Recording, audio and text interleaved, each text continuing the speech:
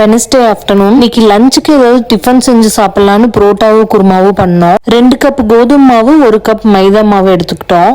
ஒரு முட்டை 2 spoon sugar, தேவையான அளவு உப்பு, தண்ணி ஊற்றி மாவு நல்லா பிணைஞ்சுக்கணும். மல்டிபிள் டைம்ஸ் நல்லா சாஃப்டா பிணைஞ்சு லாஸ்டா எண்ணெய் தடவி மூடி வச்சுட்டோம். ஒரு 1 hour அப்படியே விட்டுட்டோம். அதுக்குள்ள குருமா பண்ணிடலாம்னு சொல்லிட்டு எல்லாம் கட் பண்ணி குருமாவும் தாளிச்சு விட்டாச்சு.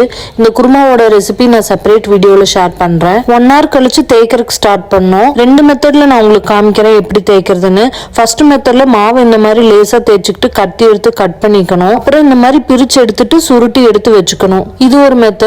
செகண்ட் மெத்தட்ல கொஞ்சமா தேய்ச்சி அப்படியே கையிலேயே வீசி போடுறது. இதோ இந்த மாதிரி 2 கையிலயும் மாத்தி மாத்தி போடணும். உங்களுக்கு என்ன மெத்தட் ஈஸியா இருக்கோ அதை ஃபாலோ பண்ணிக்கோங்க. செகண்ட் மெத்தட்ல நல்லா லேஸ் ஆகிற வரைக்கும் நல்லா வீசணும். அதுக்கப்புறம் மறுபடியும் இந்த மாதிரி தேய்ச்சி வேக வச்சு எடுத்துக்கணும். அதுக்கப்புறம் 4 புரோட்டா ஒட்டுக்கா வச்சு இந்த மாதிரி தட்டினா சுவையான புரோட்டா ரெடி. இந்த வீடியோ பிடிச்சிருந்தா லைக் அண்ட் சப்ஸ்கிரைப்.